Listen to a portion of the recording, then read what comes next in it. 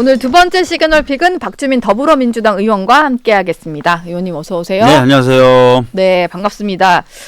여야의정협의체 지금 뭐 보건복지위 위원장이시잖아요. 그래서 여기 되게 중요하게 보고 계실 것 같은데 일단 야당 없이 여의정협의체가 출범을 하긴 했는데 뭐 의료계 중에서도 가장 중요한 뭐 의사협회라든지 전공의 단체는 빠진 상태예요.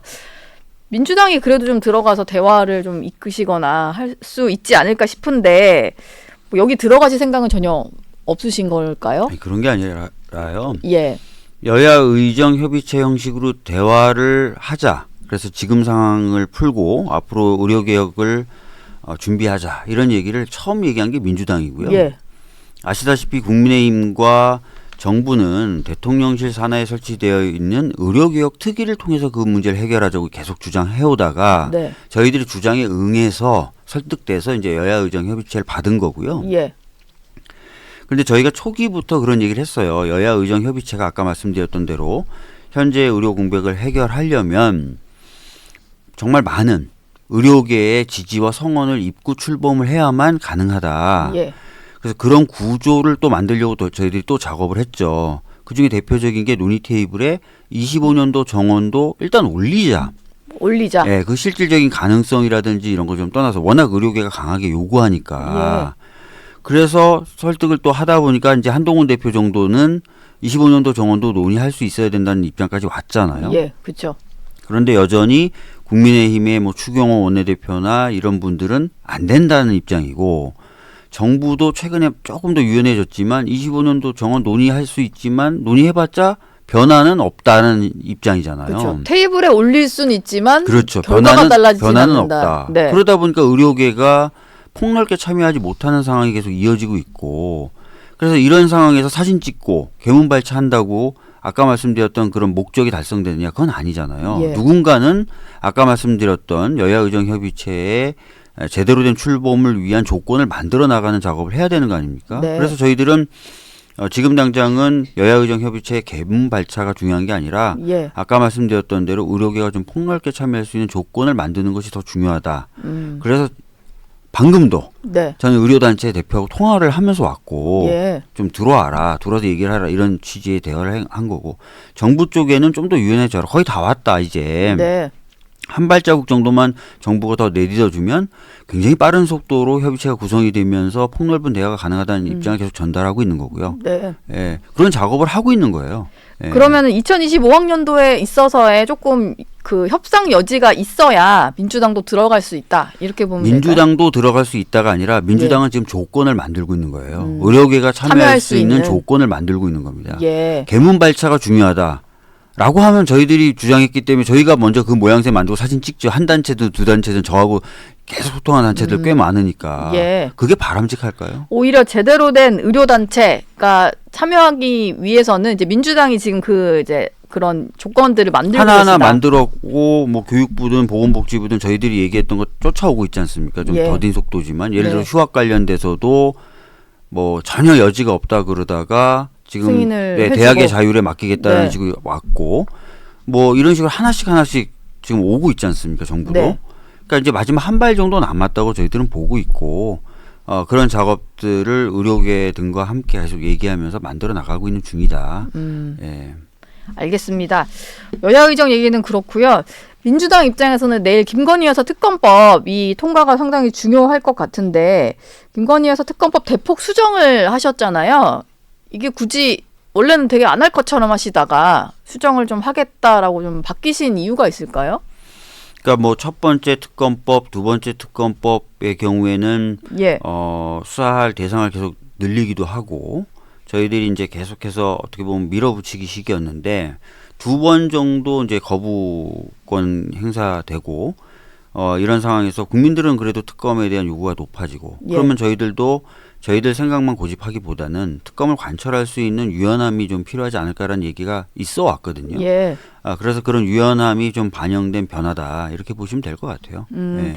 근데 조금 전에 뭐 권성동 의원도 얘기를 좀 나누고 나가셨고 그 전에는 신지호 전략기획부총장이 오셨는데 아무리 이렇게 민주당이 수정을 한다고 해도 명태균 씨 공천 개입 문제가 들어가 있는 한 그 국민의힘에서 의원들이 바뀌는 쉽지 않다 이런 얘기를 좀 하더라고요. 그 이유를 뭐라고 설명하시나요? 이게 왜냐면은 그렇게 됐을 경우에는 뭐 지금 대선이든 뭐 재보궐선거든 총선이든 간에 국민의힘의 공천 과정 전반을 들여다보게 되는 거라서 그것까지 뭐 수용할 수는 없고 특히 명태균 씨는 창원지검에서 수사를 하고 있기 때문에 그걸 특검에 넣는 건 좀 말이 안 된다 이런 얘기인 것 같아요. 근데 왜 그걸 굳이 꼭 넣어서 해야 된다라고 보시는 건가요?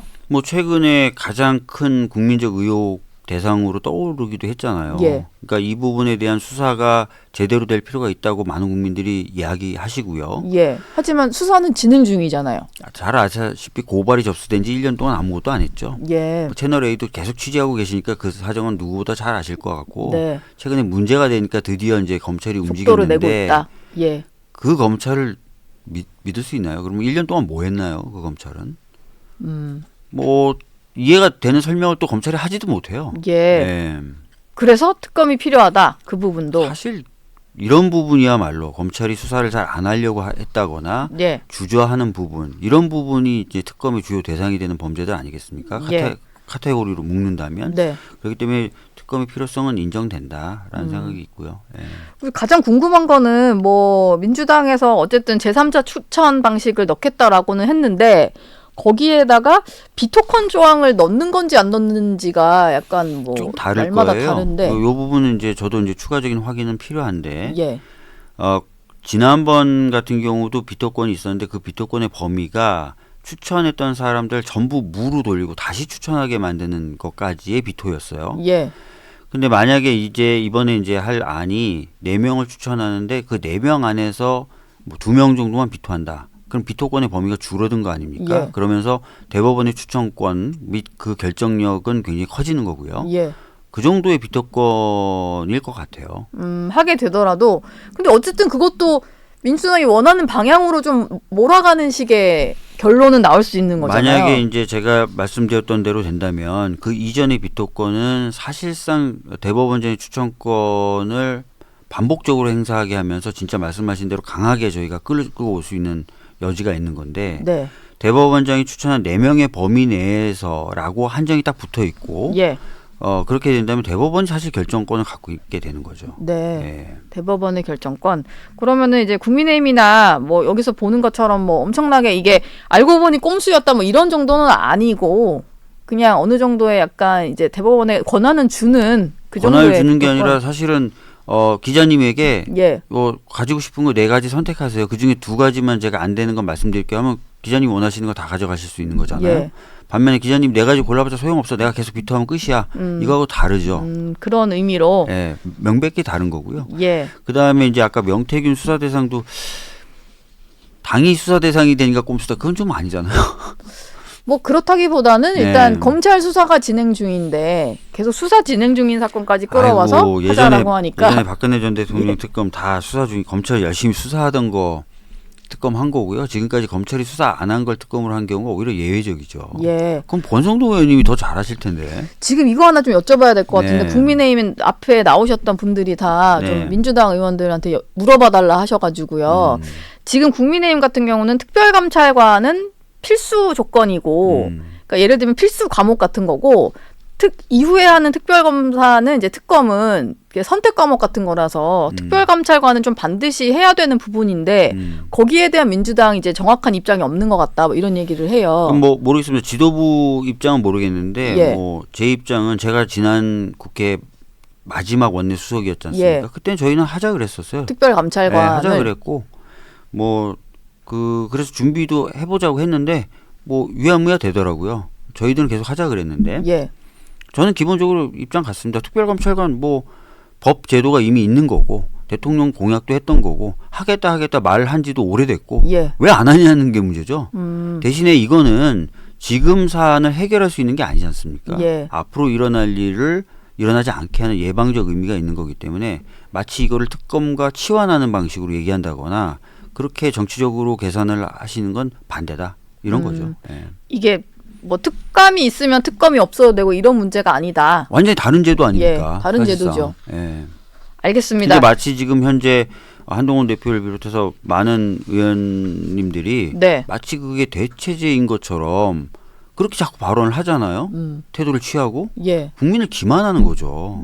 예. 마치 특감이면은 다 될 수 되는 있을 것처럼 예. 하는 것은. 예.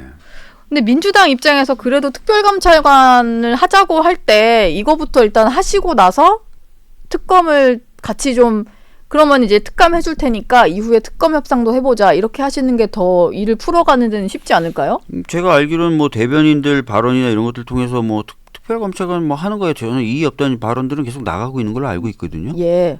자꾸 간 보지 말라고 해주세요. 저 국민의힘 보고. 간 보지 말라. 자꾸 그쪽으로 예. 이슈나 이걸 전환시키려고 간 보고 말하고 이렇게 하지 말고요. 본인들이 필요한 것부터 먼저 좀 하세요. 그리고 특별 검사는 본인들 한 말이 있잖아요. 대표가. 예. 그 제3자 추천위원 받겠다. 그럼 거기에 대해서 뭐 협상이라도 좀 응하든지. 예. 예. 알겠습니다. 민주당은 이번 주 금요일에 있을 이재명 대표 1심 선고 앞두고 뭐 내일은 이제 김건희에서 특검법 처리를 하실 거고 장외 집회는 물론 이재명 대표 선거랑 관련 있는 뭐 그런 건 아닙니다만 너무 심하게 엮는 거 아니에요? 예, 국민의힘에서? 장외 집회도 좀 열고는 계신데요. 일단 좀 궁금합니다. 장외 집회는 이게 윤석열 정부의 어떤 실정이랄까? 뭐 그런 것들 때문에 이제 여시는 걸 텐데요. 이게 첫 주에는 30만 명이 모였다라고 하셨고 두 번째 주에는 민주당 자체 추산으로도 20만 명이라고 하셨잖아요. 이게 거의 3분의 2로 이제 줄어든 셈인 건데 이거는 왜 인원이 점점 줄어들고 있다 이렇게 보시나요? 첫 번째 추계가 좀 잘못됐겠죠. 첫 추계가 30만을 주장한 게 뭐 공식 입장이었습니까? 민주당에선 그렇게 설명을 하셨긴 했었는데 민주당에 누가요? 뭐 누군지는 제가 모르겠습니다만 예. 뭐 추계를 정확히 해본 사람이 누가 있는지 모르겠는데 제가 체감하기로는 지난주 집회가 그 전주 집회보다 훨씬 많이 나왔어요. 근데 경찰 추산으로 그럼 제가 막 바꿔서 말씀을 드릴게요. 네. 경찰 추산이 첫 주는 17,000명이었고 두 번째 주가 15,000명이었거든요. 근데 경찰 추산으로도 줄어든 거긴 한데 왜냐하면 대통령의 기자회견이 있던 주말이었으면 분노와 민심이 더 나와야 되는 저는 건데 사실 제가 현장에 있었고 그것도 처음부터 끝까지 있었고 두 예. 집회 다 참여를 했기 때문에 제 체감을 말씀드리는 건데 첫 번째 집회 때보다 두 번째 집회가 훨씬 집회 장소가 넓었음에도 불구하고 훨씬 더 인파가 많았거든요. 예, 체감하시기로는 예, 저뿐만 아니라 저와 같이 나갔던 당원분들 다 그렇게 얘기하는데 예. 줄었다는 것 자체가 잘 이해가 안 되는데요. 뭐 언론이나 경찰이나 이런 데서는 뭐 줄었다고 하는데 과거에도 민주당이 뭐 느끼시는 건 좀 다르군요. 과거에도 경찰 추계에 대해서는 여든 야든 오류가 많다는 주장을 많이 했고 예. 그래서 한동안은 경찰이 추계를 안 하고 발표도 안 했죠. 네. 그거는 기자님도 잘 아실 겁니다. 이재명 대표 재판 앞두고 국민의힘에서는 계속 재판 생중계하자라고 하잖아요. 근데 그게 문재인 정부 당시에 좀 생긴 조항이고 거기에 따라서 공개됐던 재판이 전직 대통령들의 어떤 재판이 생중계된 적이 있어요. 네. 민주당 입장에서는 민주당 정권에서 만든 제도이고 그 취지에 따라서 공개된 재판도 있는데 이재명 대표 재판은 그럼에도 불구하고 생중계를 해선 안 된다라고 보시는 거죠. 뭐 문재인 정부 때 만들었으니 무조건 다 민주당에는 적용돼야 된다 그렇게 주장하시는 건 아닐 테고요. 예. 아마 그런 제도에 대해서도 사안별 판단이라는 게 당연히 있어야 되는 거 아니겠습니까? 네. 그러니까 이번 사안을 그러면 그렇게 생중계할 만한 것이냐라고 봤을 때 그렇지 않다고 보는 거죠.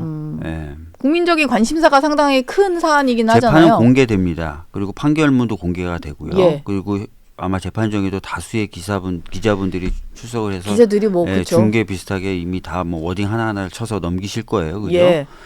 그런 상황까지 그런 상황도 전제돼 있는데 그걸 넘어서서 생중계를 해야 될 것까지 있냐. 뭐 그런 부분에 대한 판단인 거예요. 마치 뭐 비밀 재판을 하거나 그런 예. 게 아니죠. 저는 오히려 이 재판을 생중계해야 된다라고 계속 주장하는 국민의힘이 생각하는 의도는 판사나 재판부에 영향을 미치겠다는 것 같아요. 오히려 예. 네. 그런 것 같아요. 공개 재판을 어차피 하게 공개 되면 재판하고 판결문 다 공개되는데 그걸 넘어서서 1심 재판부의 재판에 대해서 현장 생중계를 하겠다라고 하는 것 자체가 저는 이게 좀 정치적 의도를 갖고 있는 주장 아닌가라고 봅니다. 뭐 그렇게 보실 수도 있겠지만 사실 또 국민의힘 쪽에서 보기에는 민주당이 하고 있는 민주당 내 어떤 원외 조직 그 있잖아요. 더민주혁신회의 여기서 하고 있는 그 무죄 촉구 탄원서 서명이라든지 아니면 당일날 법원 앞에서 하겠다는 대규모 집회라든지 이런 게 정말 이제 사법부 압박이 될 거다라고 하고 있거든요.